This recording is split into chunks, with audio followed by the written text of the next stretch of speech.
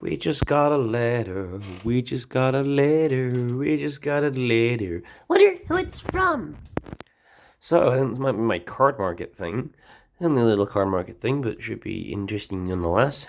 So, inside of this should be some card stuff. Yippee! there we go. There we am. That's everything. Good stuff. So, let's have a look at some of these. So I managed to get all the tape off, and yeah, it looks cool. So we'll go for each little bundle in detail. So we've got Chancellor Tangle, gives you some mana. This is sometimes used in certain commander decks that want to get a little bit ahead. I'm using this for D&D fodder because I want to do all the Chancellors as D&D creatures, but I might also thereafter put this into eventually a Rada deck, which basically says no lands allowed at all, creatures only, no secondary types. In which this guy is actually one of the ways the deck starts, so to speak, because he's one of the few things that makes mana 4/0, and so that's actually really helpful. It's got a pretty looking opt, because I like the Mystical Archive stuff. Pretty looking Mana Tithe, I think again because this was cheap. Swarm Intelligence. I was thinking of putting this into Y'shtola to double my triggers, well, to double my casts of things. There's Trophy Mage, just because it's a good card is good. You got Glistener Elf for the D&D stuff again. Got Disallow because it's just a decent counter spell. I think I was planning on putting that in Y'shtola just because it can counter any ability as well as spells, and it costs 3, so it does work with Y'shtola. Aethertide Whale, it's one of the things I needed for my energy deck. You might think terrible card, but it gives you 6 energy, and that's the highest ETB energy cost of, I think, of anything in the game right now.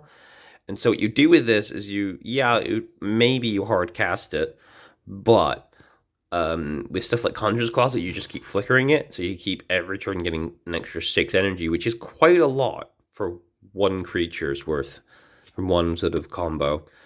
We got a Verdurous Gear Hulk. This was quite a cheap card again. I do maybe want to build this just because it's interesting. The Detention Sphere. This is probably going to go into. This is going to go into Yorion. So this is a exile target non-permanent thing. You know, it's like a lot of cards, but the point of this is, and all other permanents with the same name. Now, normally in Commander, that's completely non-applicable. But then my brain went, well, hang on a minute. Don't tokens have the same name as each other?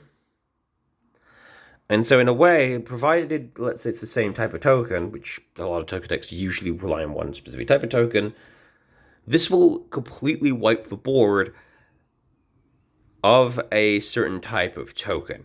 So let's say someone's playing, I don't know, Chatterfang, and they've got like 30 squirrels. Now they have no squirrels that are called squirrel. And when it leaves the field, return the exiled card in the battlefield under its control. That part doesn't necessarily matter because, again, tokens don't come back. And even if it's not in a tokens deck, against a tokens deck, this just works in Yorion quite well anyway as temporary removal. Or remove, let's say, things that have plus one counters, etc. And yeah, at the moment I'm running a few cards like this, but this just seems to be strictly better than some other ones, effectively.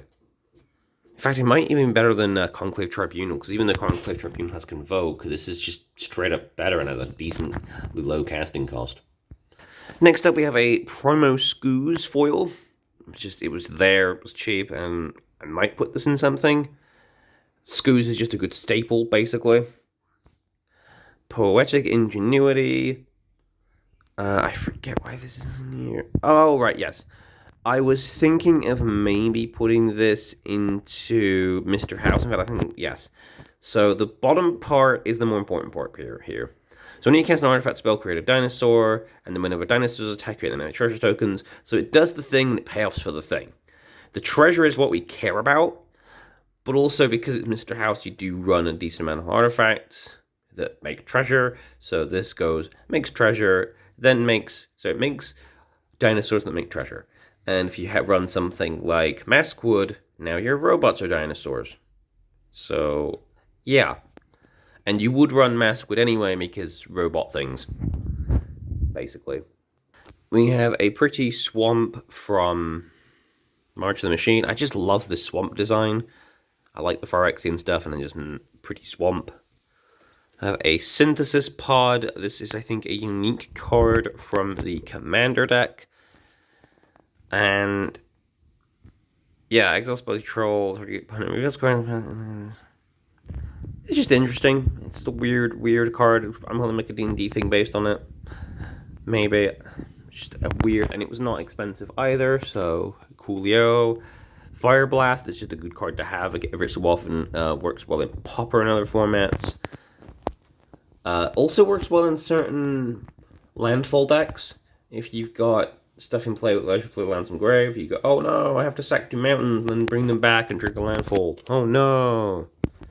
Then we have Synth Eradicator from the Fallout decks. This is an extended board of foil. Again, this was not expensive at all, so that's why I picked it up. We'll be going into energy because it does energy things, and yeah, 3 damage to any target isn't necessarily a fantastic ability in an energy deck, but having a few cards like this just means you have more removal options. And Crawl Whipcracker, I think I picked this up because it was a promo that was just, again, really cheap, and I thought, you know what, I'll pick this up just in case this is any good in anything. Just cheap promo. Really cheap promo. And a Swamp from the Fallout Swamp and Fallout Plains from the Ixalan set. I don't actually have any of these, and I really like the design of them. I love this almost like, it feels almost like the posters for like holidays and whatnot.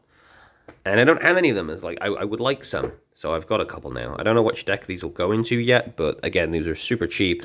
And I thought, when in Rome, I might as well pick some up. We have Inquisitive Glimmers, another promo. I just thought this was an interesting, again, it's an Enchantress card. So it might go in something cheap. Maybe it will go up in value later. Or I might just run in something. Yeah. Or I might well do a D&D thing on it for Duskmorn, because Glimmers are just a really interesting... Because are they like spirits? What are they elementals? What are they? So, yeah.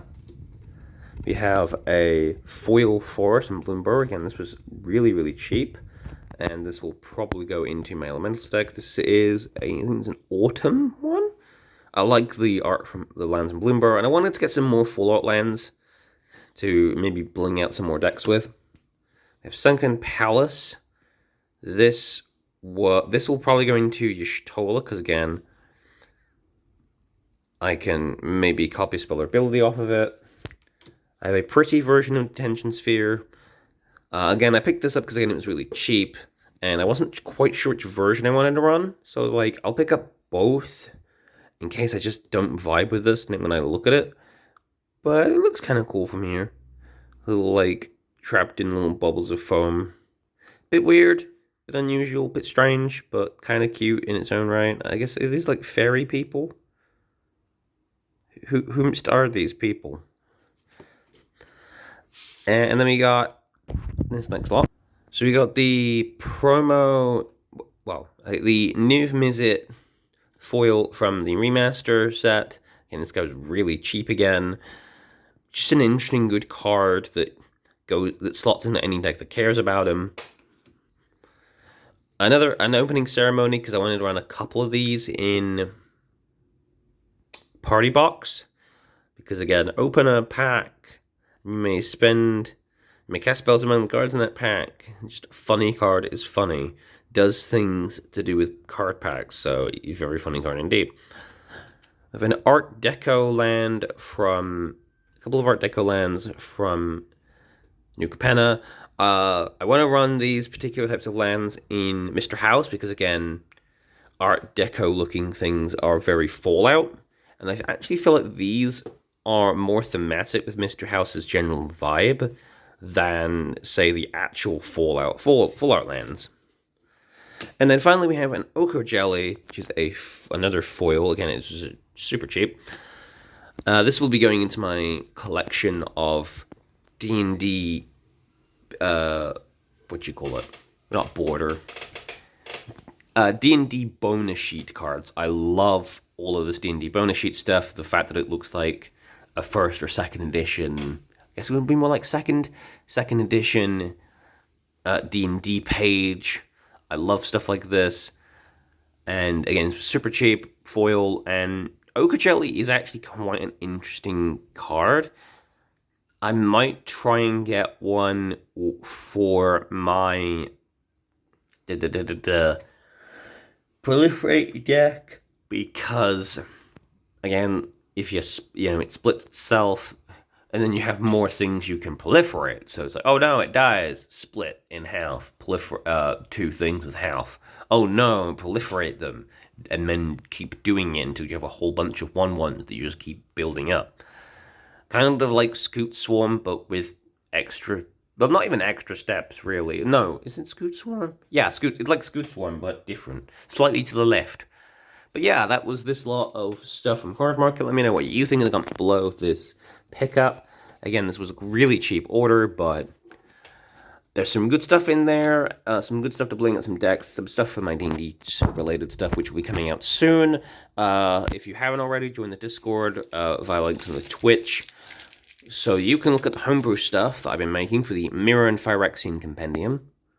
And yeah, I will catalog, organize all of this, and maybe I'll actually be able to finish that Blinking Energy deck, who knows. Anyway, thank you guys for tuning in, and I'll see you guys in the next vid.